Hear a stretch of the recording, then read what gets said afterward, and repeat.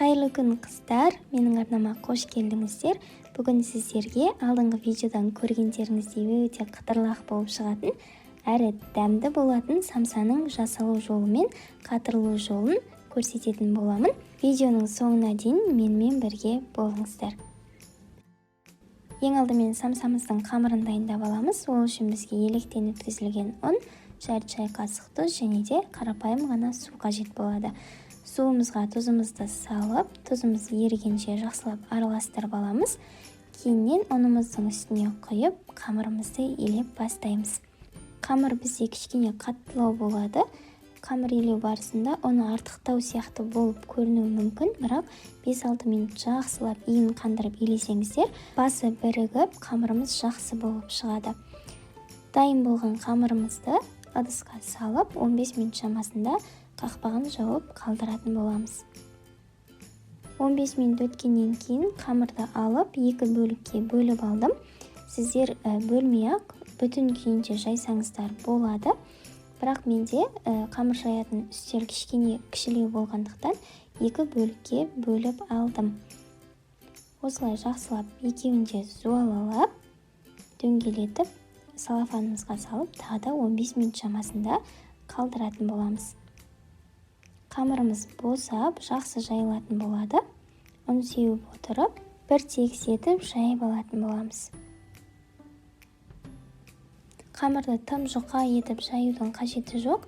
Қатты қалың болып кетпесе болғаны, бір тегіс етіп жайсаңыздар жеткілікті. Енді үстінен ертілген сары майымызды жағатын боламыз. Сары майды ерткен кезде қайнатып жібермейміз, араластырып отырып ертіп алатын боламыз. Және де айта кететін нәрсе, сары майларыңыздың майлылығы 60%-дан жоғары болғаны дұрыс. Менде 72%-ық сары май.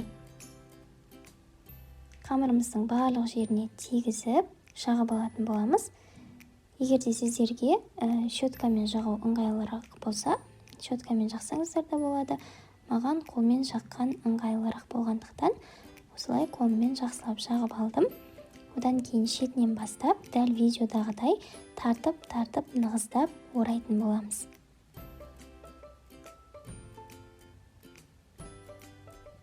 Орап алған қамырымыздың өзін кішкене бұрап аламыз. Бұл міндетті емес.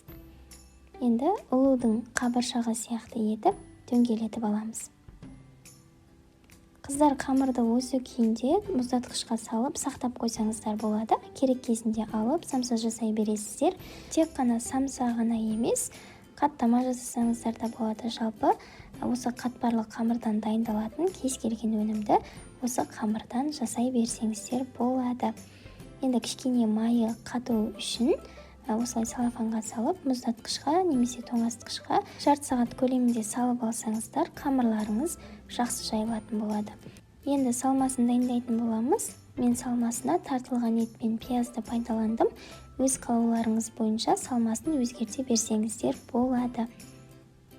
Қара бұрыш, тұз және де самсаға арналған дәмдеуішті қосып, жақсылап араластырып аламыз. Мінекей біздің салмамыз дайын. Енді салмамызды шетке алып, қамырларымызды бөліп алатын боламыз.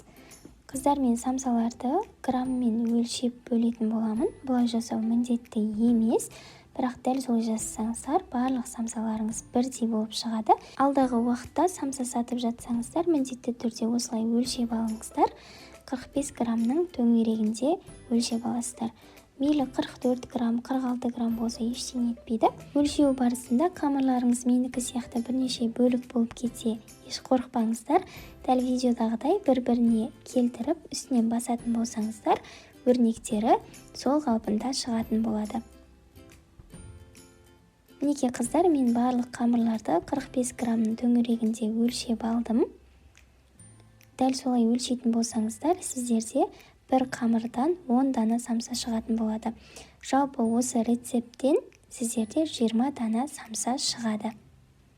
Енді қамырларымызды жайып, самсамызды түйеге кірісеміз. Бұл қамырды ұнмен жайып қажет емес, ешқандай да жабыспайды. Және де айта кететін нәрсе, қамырды тым жұқа етіп жайып жібермеңіздер, кішкене қалыңдау болғаны дұрыс. Енді үстінен бір ас қасық салмамызды салып, самсаларымызды түйіп алатын боламыз.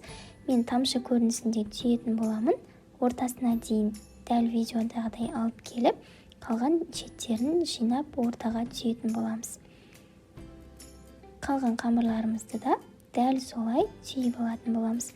Егер сіздер дөңгелек немесе өрілген үшбұрыш пішінді қалайтын болсаңыздар, өз еріктеріңізде кез келген пішінде түйе берсеңіздер болады.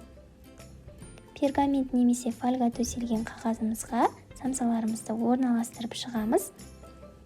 Үстінен жұмыртқамызды жағып, өз қалауларыңыз бойынша мак немесе күнжіт сепсеңіздер болады.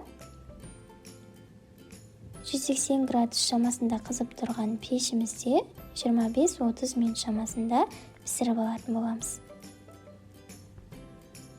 Бірінші қамырдан шыққан самсаларды пешке салып, екінші қамырдан шыққан 10 дана самсаны қатыратын боламын. Ол үшін кез келген ыдыстың үстіне пищевая пленканы төсеп, самсаларымыздың арасын алшақтау етіп орналастырып алатын боламыз. Дәл сол қалыпта мұздатқышымызға салып қатырып аламыз. Қатқаннан кейін бір салафанға жинап салып қойсаңыздар болады. Бос уақыттарыңызда бір жасап қойсаңыздар, кез келген уақытта пісіріп жей бересіздер.